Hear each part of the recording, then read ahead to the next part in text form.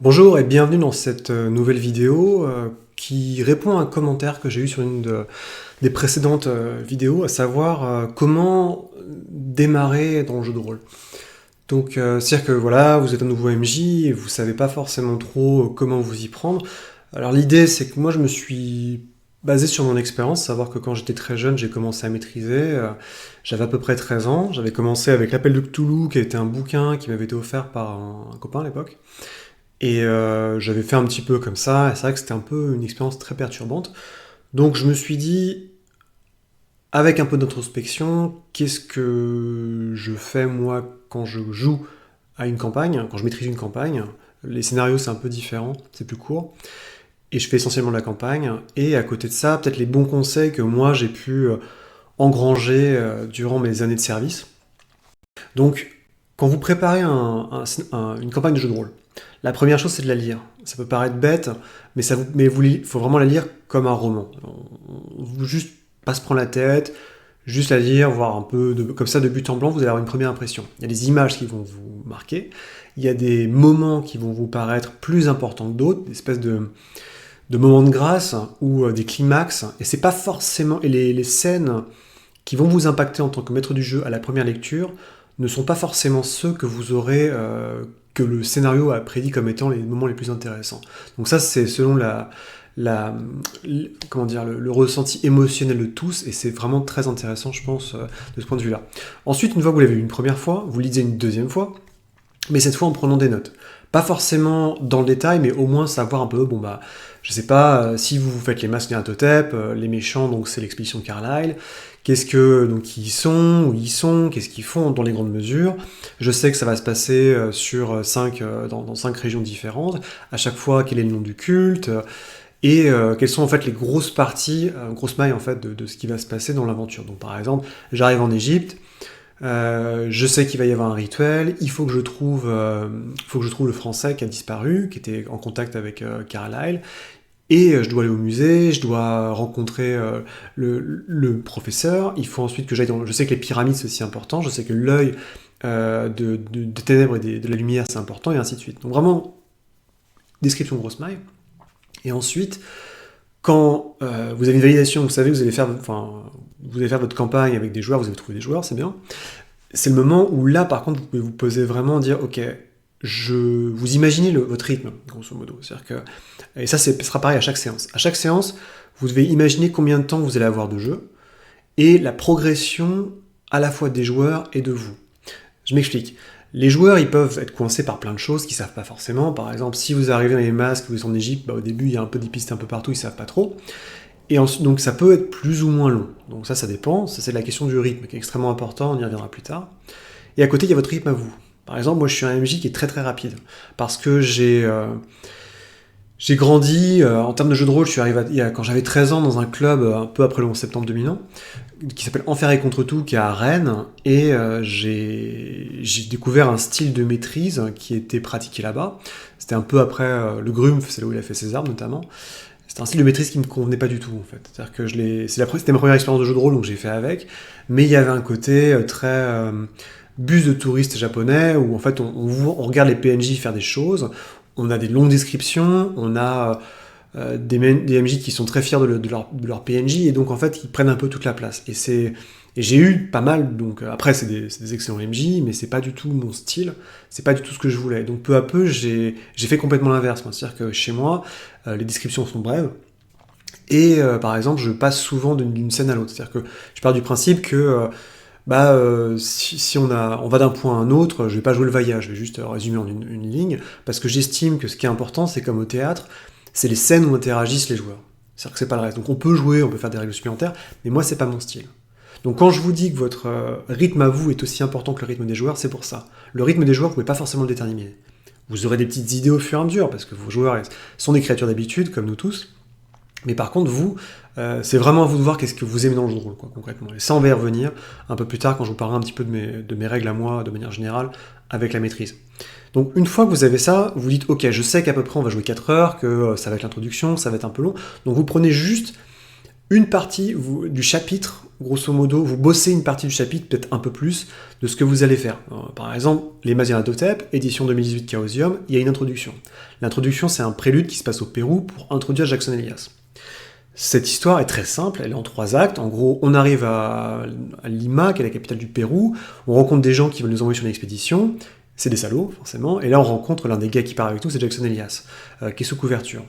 Il y a un voyage, enfin il y a une enquête à Lima, il y a un voyage, et il y a une arrivée dans une pyramide. Voilà, c'est aussi simple. Donc moi je me disais, quand je l'ai joué, j'ai très bien potassé toute la partie à Lima, j'ai plutôt potassé la partie dans le voyage, et j'ai juste lu une fois la partie de la pyramide, parce que je savais que même en termes de jeu, en termes de temps, c'était quasiment impossible que les joueurs arrivent jusqu'à la pyramide qui est au sommet du lac, je ne sais plus quoi. Donc j'ai vraiment très très bien bossé la première partie, et ensuite le reste, juste pour être sûr. Donc voilà, c'est ce qui est très important pour pas vous fatiguer trop, c'est quand vous préparez une campagne, vous connaissez votre histoire globale, mais par contre ce que vous préparez vraiment, c'est uniquement une partie qui va être jouable la première séance. Faut pas être bête. Et même si, par exemple, ça coûte rien, hein. Si les joueurs vont trop loin, s'ils arrivent à la pyramide, vous avez le droit de dire on s'arrête là pour ce soir parce que j'ai pas préparé la suite. Personne ne vous en voudra. Au contraire, plutôt que de broder sur tout et n'importe quoi. Donc ensuite, une fois que vous avez établi vraiment votre périmètre de jeu, c'est là où vous faites une lecture profonde des chapitres. Par lecture profonde, j'entends faire la liste des PNJ, éventuellement reporter leurs stats. Moi, je note tout sur un carnet, donc leurs stats. Noter les jets potentiels à faire, les pistes. Donc dans Cthulhu, c'est les indices. Grosso modo, c'est les lieux et les indices. Dans Warhammer, moi, ce que je faisais, c'est que je notais les noms des PNJ. Je prenais le PDF, parce que j'avais le PDF des bouquins. Je découpais par un capture d'écran les petits éléments du bouquin, tous les blocs de stats. Je les mettais sur un truc style Affinity Designer ou un Photoshop, et après j'imprimais au boulot. Comme ça, c'était pas très beau, la colorimétrie était dégueulasse, mais au moins j'avais tous les blocs de caractéristiques des personnages avec moi, et comme ça j'avais pas à m'emmerder. Et bien sûr, mais encore une fois, c'est plus que les statistiques. Ce qui va vous intéresser, c'est s'il y a des monstres, forcément, parce que les PNJ en général, on utilise rarement leurs stats, c'est quand même assez rare s'ils sont pas hostiles. Les jets à faire, parce que si le jeu vous dit, là, vous pouvez potentiellement faire un jet pour récupérer les preuves, je sais pas, un trouvé objet caché à 20%, c'est important, parce que, un toc très très bas, qui est super dur, c'est important, parce que ça veut dire que c'est pas juste un truc qu'on peut trouver comme ça. Donc voilà, il faut vraiment... Et là, il faut y aller, faut prendre le temps. C'est peut-être la partie la plus chiante et la plus longue, mais moi, c'est ce que je fais, je prends le temps, en fait, de toujours noter un petit peu ce que potentiellement, je sais que les joueurs vont découvrir lors du prochain scénario. Ensuite, quand vous commencez une campagne, il y a aussi la notion de session zéro. Alors, je suis pas du tout narrativiste, je suis pas du tout forgiste, même si je suis évidemment grandement en faveur des droits LGBT+, mais je suis pas très, j'ai pas trop la notion des X-cards, j'ai pas trop la notion des trigger warnings, donc en fait, quand moi je fais une session zéro, j'explique, après je connais mes joueurs, il y a aussi ça, mais quand j'ai de nouveaux joueurs, j'explique, voilà ce que je vous propose. Donc je fais un pitch de la campagne, un pitch que je vais résumer en quelques lignes, c'est facile. Si vous prenez Mazières d'Hotep, il faut déjouer les plans du dieu sombre à travers toute une épopée qui se déroule sur les 5 continents, voilà, c'est fait. Warhammer, il faut sauver l'Empire, il faut dévoiler une vaste conspiration qui vous amènera à voyager à travers tout l'Empire et qui pourra avoir des conséquences désastreuses pour la sûreté du vieux monde, voilà, paf, c'est fait. Ensuite, j'essaye de, si je vois qu'il y a c'est rare, mais par exemple, j'ai acheté récemment un bundle Delta Green avec tous les scénarios, toutes les campagnes de la nouvelle version de Delta Green de 2018. Et dedans, il y a une campagne notamment qui s'appelle God's Teeth, donc les dents de Dieu, qui là a des sujets hyper hardcore. Je veux dire, on part directement, la campagne, c'est la pédophilie, quoi. Et c'est l'introduction. L'introduction, c'est, en fait, faut que vous alliez défoncer des cultistes, parce que ils ont torturé des gamins, et puis ils les violent à moitié, et ça commence comme ça, et c'est encore pire après, quoi. Et j'étais là, genre, ok. Même moi, en tant que... je suis pas souvent choqué, mais là, j'étais là, genre, putain, c'est vénère, quoi. C'est quand même extrêmement vénère. Donc là, évidemment, quand vous avez pitché votre campagne à vos joueurs, faut être un peu malin. Si vous savez que vous êtes des joueurs qui aiment pas trop la vue du sang ou Gorax, faut éviter de leur mettre des trucs façon Bloodlust. Si vous avez des joueurs qui sont très sensibles à ces sujets, faut l'indiquer, ou alors faites-le, ou alors vous passez quasiment sous silence, sans modifier la campagne, mais vous n'avez pas besoin de renchérir, quoi. C'est pas la peine d'être edgy pour être edgy. Tout le monde comprendra si vous utilisez une anaphore, tout le monde comprendra si vous passez sous silence les tailles les plus sorties, et ça sera très bien comme ça. En tout cas, pour connaître vos joueurs, faut leur faire confiance déjà, en tant qu'être humain doué de raisonnement, d'empathie, parce qu'ils seront capables, quand vous leur pitchez la campagne, de dire ok, ça me plaît ou ça me plaît pas, c'est aussi con que ça. Hein. Après, vous pouvez aller dans le détail, mais je vous conseille, voilà, à part les grandes thématiques, vous faites un peu comme un code PEGI dans les jeux vidéo, quand on achetait les jeux vidéo gamin, il y avait des petits logos qui disaient attention, interdit moins de 16 ans, attention, il y a de la violence, il y a du sexe, des références à la drogue. Voilà, faut aussi aller là-dessus, pour que tout le monde soit en bonne intelligence, tous adultes, enfin, presque peut-être, et reste vraiment dans le cœur passe un bon moment en fait, en sachant ce qui va se passer. Ensuite, une fois que vous avez ça, moi je pars du principe qu'il faut quand même que dans la session 0, si les joueurs sont toujours d'accord et qu'ils n'ont pas suivi votre table, faire les personnages ensemble. Alors je dis pas, je m'en fous en fait, je fais pas de pré-tirés, je fais pas ce genre de choses, je mets les joueurs entièrement libres généralement de leur choix, mais c'est important que vos joueurs soient capables d'avoir des idées de personnages, pour que vous, ça vous facilite la vie, et surtout pour qu'il y ait une cohésion. Alors la cohésion, elle n'est pas forcément... tout le monde se connaît, on est tous potes, on est tous amis d'enfance, ou machin, non. Mais il faut au moins que vous sachiez, vous qui avez lu les règles, que les personnages qui vont être créés par vos joueurs auront tous la possibilité d'avoir leur heure de gloire. Pour exemple extrême, Donjons et Dragons, guerrier, voleur, magicien, prêtre. Voilà. Donc on sait que chacun a un rôle différent, et si on pousse dans le jeu vidéo, bon, on aurait du DPS, on aurait du tank, on aurait du healer.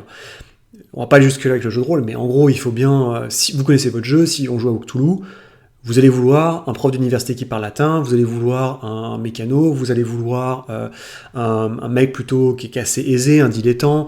Si vous jouez à Warhammer, il est conseillé quand même d'avoir quelqu'un d'assonance... Enfin, Warhammer, on peut tout jouer, mais en gros, il faut pas avoir 5 guerriers, ou alors vous faites une campagne façon Compagnie Noire. Il faut un peu panacher, avoir peut-être... voilà, quelqu'un qui est lié, qui sait se débrouiller dans la nature, quelqu'un qui sait se débrouiller dans la jungle urbaine, quelqu'un qui a des bonnes relations avec la prêtrise ou les nobles, et éventuellement un magicien, quoi. Enfin, moi je vous dis ça, après, Warhammer, la campagne Épage, j'ai fait tirer tout le monde au dé au début, parce que ça me faisait marrer. Et après, je dis par contre, les changements de carrière, ça me dérangeait pas, je les ai payés, mais de manière extrême, enfin, pour pas cher. Donc vous avez vos personnages, vous avez votre idée de campagne, ensuite vient la partie. Donc la partie, comme je dis, la première, ça va être la découverte, parce que les joueurs vont découvrir votre style de jeu, vous allez découvrir comment jouent vos joueurs. Et c'est très très important, on y reviendra plus tard. Donc ça va être une prise de marque, vous le savez aussi, c'est-à-dire que souvent, l'intelligence commune veut que les scénaristes de jeux de rôle, quand ils font une campagne, le premier scénario, le début de la campagne est très simple. En fait, on n'est pas là pour vous tuer, on n'est pas là pour vous piéger, vous êtes là pour apprendre les mécanismes diégétiques du jeu de rôle. C'est-à-dire que grosso modo, c'est comment on fait les jets, comment on gère le combat, et d'un autre côté, comment marche ce monde. C'est-à-dire que grosso modo, si vous jouez à Warhammer, campagne impériale, vous commencez, vous êtes dans une auberge, il y a des nobles qui sont pour Axe, il y a des filous voleurs, tricheurs aux cartes brétoniens, il y a des mecs qui gèrent les fourgons qui sont complètement bourrés. Voilà, on est déjà dans l'idée de dire, ok, je suis dans un ersatz de parodie élisabéthaine de l'Europe, avec un soupçon de Dickens, avec plein de références à droite à gauche, mais tout est posé. Et là, vous avez tout ce qu'il vous faut. Ensuite, vous avez altercation avec des cartes, puis éventuellement un combat contre les mutants un peu plus loin. Donc là, c'est le premier, quelque part le tutoriel, si on veut dire, du combat. Donc pour ça, faut pas s'inquiéter, en général, c'est très très bien fait. Et sinon, si c'est pas le cas, faites-le, en fait. Simplement, vous commencez à... Même, il n'y a pas forcément besoin, vous commencez à demander aux joueurs un grand classique, vous commencez à Mazinatotep, vous avez rendez-vous dans une chambre d'hôtel à New York, la chambre est fermée, qu'est-ce que vous faites ? C'est l'occasion de faire un jet de crochetage, ou c'est l'occasion de faire un jet pour défoncer la porte. Puis après, quand vous ouvrez la porte, vous voyez qu'il y a des mecs qui filent par la fenêtre, qu'est-ce que vous faites ? C'est l'occasion de gérer les règles de poursuite, et ainsi de suite, et ainsi de suite. Donc ça, c'est à vous vraiment de le faire. Évidemment, pour ça, vous avez besoin de connaître les règles. Les règles, alors, généralement, les systèmes sont assez simples de base. Le problème, en fait, c'est les couches d'abstraction et supplémentaires qui vont se lier par rapport à des règles supplémentaires. Je m'explique. Dans Warhammer, par exemple, le système, il est tout bête. C'est l'opposition, celui qui réussit, qui fait le plus de descentes, qui a le plus grand ratio entre son score et le dé qu'il fait, il a plus de bonus, et après, il peut casser la gueule à l'autre. Voilà, super. Sauf qu'en fait, il y a plein de petits trucs qui vont s'ajouter, les talents notamment, qui peuvent impacter la manière dont vous gérez, souvent c'est le combat. Par exemple, si vous avez des gardes, Donc les gardes, c'est un profil de base de mec qui cogne, pas très fort, mais par contre, c'est des soldats de la garde, donc ils s'habituent à se battre ensemble, et donc ils ont un talent qui leur donne des bonus quand ils se battent ensemble. Et ça, faut pas se mentir, c'est très compliqué pour le MJ à gérer, c'est même des sources de pétage de câbles. Donc la seule bonne opportunité que je peux vous conseiller, c'est quand vous refaites vos petites fiches au début du scénario, vous relisez la liste des talents, éventuellement sur internet, alors en français je sais pas, mais en anglais il y a des feuilles, ce qu'on appelle des cheat sheets, donc des cols, quoi, en gros qui résument généralement, qui résument entièrement le système, donc ça c'est très très bien fait, et avec une liste des talents qui vous explique grosso modo ce que fait le talent. Au pire, je suis sûr qu'il y en a sur internet en français, ça vous aidera, parce que le dernier truc que vous voulez faire durant une partie, c'est compulser vos bouquins à règles pour chercher un truc.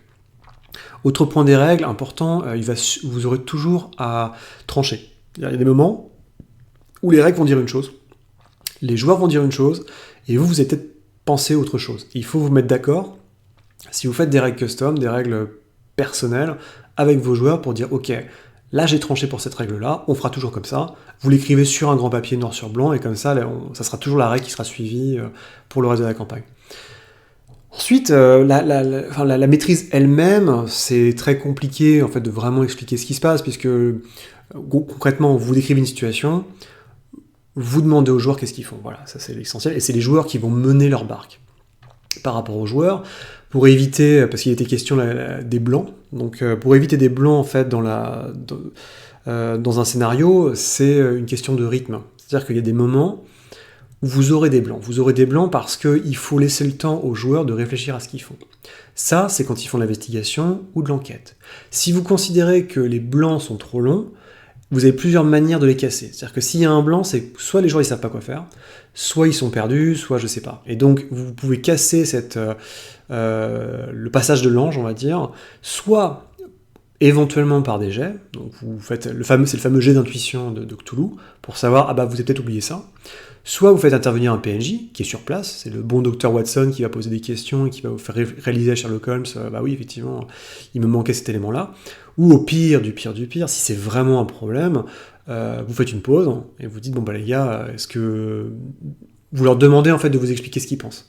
Et ainsi, vous allez comprendre leur logique et potentiellement voir où ils se trompent. Et pour pouvoir directement intervenir en tant que personne, pour expliquer aux joueurs, voilà ce que vous avez manqué, ou peut-être que vous devriez aller là. Parce que ça, c'est encore une fois, c'est un truc que j'avais trouvé absolument abscon quand j'étais... je fais un peu tout par rapport en antagoniste, parce que j'avais connu gamin, mais en fait, il y avait l'occasion, quand nous on était paumés, des fois, le MJ était là, genre, ouais, mais vous avez pas vu ça, vous avez pas fait ci, etc. Et on était là, genre, mais putain... mec, on connaît pas ton scénar, quoi, tu vois, c'est genre, en plus tu le sors de ta tête parce que c'est un truc perso, donc voilà, faut toujours se mettre à la place du joueur. Parce que nous, en fait, le scénar, on le connaît par cœur, enfin, on connaît tout, parce qu'on est les MJ, mais c'est pas le cas des joueurs. Et c'est pour ça que, par exemple, moi j'ai une technique, je demande pas un résumé en début de partie. Moi, ce que je demande, c'est, je pose des questions, en fait. Comme un prof, en fait, je pose des questions, et je dis, où est-ce que vous avez commencé ? Il dit, on a commencé là. Et est-ce que vous vous rappelez, je sais pas moi, est-ce que Castor Libérung, ça vous dit quelque chose ? Il dit, vous pouvez me dire qui est Castor Libérung ? Il dit, oui, Castor Libérung, c'est machin. Et c'est vachement bien, parce qu'en fait, je pose une question, et souvent, il y en a un autre qui répond à l'autre, et c'est beaucoup plus dynamique, parce que en fait, si vous faites un résumé, alors vous, c'est génial, parce que vous gagnez du temps, et vous pouvez un peu vous la couler douce, mais il y en a souvent un qui bosse, quoi. Et les autres, ils écoutent ou ils écoutent pas trop. Donc ça, c'est pas mal, un peu cette question de les remotiver. Et voilà, en fait, après, le reste, c'est, encore une fois, c'est vraiment au fil de l'eau, il n'y a pas... Le jeu de rôle, c'est un processus itératif. La maîtrise de jeu de rôle, c'est un processus itératif. Vous faites vraiment... vous apprenez au fur et à mesure, vous apprenez vos joueurs, vous apprenez comment vous jouez, ce que vous aimez, ce que vous n'aimez pas. Et au fur et à mesure, ça devient par exemple, le système de combat, la maîtrise se fait au fur et à mesure, c'est pas automatique. Donc c'est des choses, hélas, il faut en faire encore et encore pour que ça devienne un automatisme. Après, je vous mentirai pas que moi, les combats, en général, c'est la partie que j'aime le moins dans les jeux de rôle, parce que c'est là où les règles sont les plus obtus en général, et je sais qu'à la fin de Warhammer, la campagne Impériale, j'étais un peu cramé par rapport à ça, et Symbaroum, ça me fait un peu aussi ça. Donc ça, c'est vraiment les petits conseils que moi, je peux donner. Après, moi, j'ai des règles que j'ai un peu... C'est vraiment donc, j'ai plutôt des règles que j'ai établies, dont je me souviens, en fait, parce que c'est vraiment ce que j'ai accumulé au fil des années. Ça fait 25 ans que je fais du jeu de rôle, à peu près. Donc, en gros, La première règle que j'ai, c'est ne jamais jeter les dés si ce n'est pas nécessaire. Si vous jetez un dé, ça veut dire qu'il y a jeu de compétences. Ça veut dire qu'il y a possibilité d'échec. S'il y a possibilité d'échec, ça veut dire que c'est intéressant. Parce que si en gros vous faites un jet pour trouver un indice qui est vital, la personne rate le jet, il faut qu'il trouve l'indice. Donc qu'est-ce qui va se passer ? Il va revenir 2 heures plus tard pour relancer le dé jusqu'à ce qu'il retrouve l'indice. Ce qui est bête, quoi. Et de la même manière, ce que vous voulez vraiment, c'est créer du drama. Dans la vie, on veut pas de drama, mais dans le jeu de rôle, c'est l'essence même du jeu de rôle. Il faut qu'il se passe des choses, ça peut être du vaudeville, ça peut être des conséquences désastreuses, mais c'est à la Fargo, mais il faut vraiment que le fait que je rate mon jet va faire quelque chose. Si je rate mon jet, je tombe du toit. Si je rate mon jet, je vais être mis en prison. Si je rate mon jet, même c'est un truc très mineur, hein. Si je rate mon jet, je me fais pas repérer par le garde, mais par contre mon lockpick, mon crochet, il est cassé et je peux plus ouvrir la porte. Donc il faut que je trouve une autre solution. C'est toujours ça, toujours amener des choses. Et aussi, n'oubliez pas, vos joueurs ont des compétences. Donc on peut très bien partir que par le bon sens et par ce qu'ils savent faire, des fois, quand ils sont pas sous stress, c'est l'idée aussi, ils n'ont pas besoin de faire le jet. Je vois pas l'intérêt de demander à un chasseur qui sait chasser du gibier depuis qu'il est gamin, d'aller me faire un jet pour trouver un lapin, quoi. Ou alors il est dans les terres du chaos, là c'est une autre histoire.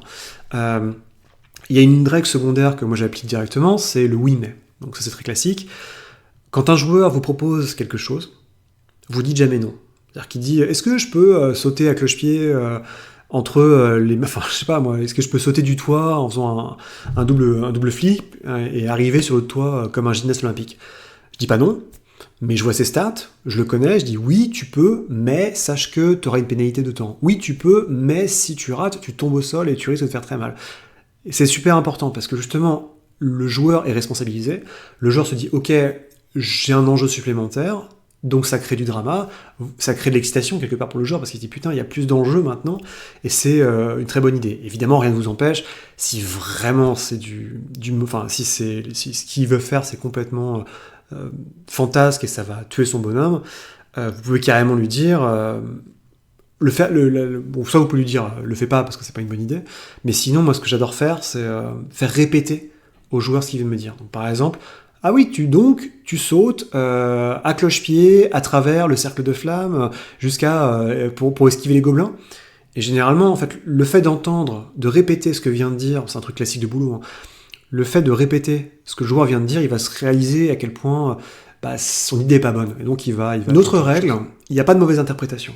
Ça, je suis assez dur là-dessus, mais j'estime que même si un de vos joueurs connaît mieux le setting que vous, même si les dieux d'internet vous disent que vous jouez pas à Cthulhu de la bonne manière, je l'ai eu, et c'est pas grave, en fait. C'est votre partie, c'est votre histoire, et les joueurs, souvent, à moins qu'ils soient vraiment des érudits, ils s'en foutent, quoi. En fait, ils sont là pour passer un bon moment, donc c'est pas grave si l'empereur c'est pas Karl Franz, ce second du nom, c'est pas grave si vous faites des courses-poursuites à Cthulhu en tirant avec des Tommy Gun sur les gens, c'est pas grave, on s'en fout. Donc voilà, libre à vous d'interpréter le scénario, libre à vous d'interpréter le monde tel qu'il est, il n'y a pas de... Voilà, de toute façon c'est la première règle qu'on vous donne en général dans les bouquins.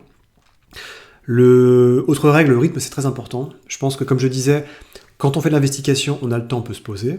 Mais quand on a du combat ou quand on a des actions rapides, il faut imposer le rythme. Il faut avancer, canasser, il faut empêcher les joueurs de parler des heures, il faut empêcher les joueurs de parler entre eux, il faut que ça bouge, il faut que ça pulse. Et ça, pour moi, c'est vraiment super important, parce que c'est comme ça que vous allez créer de la tension, c'est comme ça que vous allez créer du relâchement, à l'inverse, et en faisant varier ce rythme comme un accordéon, vous allez créer en fait de l'intérêt, ça va renouveler l'intérêt des joueurs, parce qu'il faut pas se mentir, dans le jeu de rôle, on se fait toujours chier. Il y a toujours un moment dans le jeu de rôle où on se fait chier, parce qu'en tant que joueur, c'est pas notre tour, parce qu'il est tard, parce qu'on a une semaine de merde, parce qu'on sait que demain, il faut emmener les gamins à la crèche, ou que sais-je.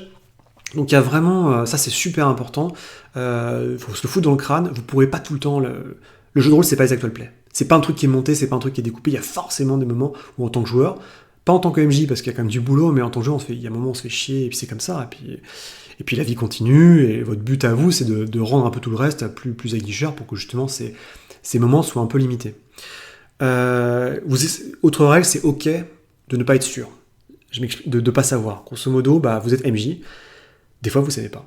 La règle vous la connaissez pas, le morceau du scénar vous l'avez pas étudié, donc tant pis, vous dites aux joueurs, ils sont compréhensifs, ils sont adultes, ils vont pas vous tuer, vous le dites, et puis voilà, vous arrêtez là, vous prenez le temps de consulter les bouquins, ils vont faire tourner du café, et puis voilà, c'est aussi simple que ça. Autre règle fondamentale, tout le monde doit s'amuser, y compris le MJ. On l'oublie souvent, mais il y a des gens qui voient le fait d'être maître du jeu comme un sacerdoce. Ça devrait pas l'être. Vous êtes là pour vous amuser. Et il n'y a pas de raison que vous preniez pas de plaisir. Si vous prenez pas de plaisir, arrêtez, faites autre chose, ou demandez à quelqu'un d'autre d'être MJ. C'est aussi simple que ça. Connaître ses joueurs. Alors ça, c'est hyper important. Je suis pas entièrement d'accord avec Robin DeLillo sur le fait que le jeu de rôle, c'est de la manipulation psychologique, mais force est de constater que vos joueurs sont là pour quelque chose. Certains, ils veulent connaître une histoire. D'autres, ils veulent connaître les secrets. Donc c'est mon cas, par exemple. Moi, en tant que joueur, j'adore connaître les secrets des univers. C'est vraiment un truc que j'aime beaucoup. Il y en a d'autres qui veulent jouer un peu les acteurs. Il y en a, ils veulent avoir un personnage super optimisé pour les combats. Chacun vient chercher quelque chose, il n'y a pas de jugement. Il n'y a pas de... Enfin, tant qu'on n'empiète pas sur la liberté des autres, il n'y a pas de problème, je veux dire.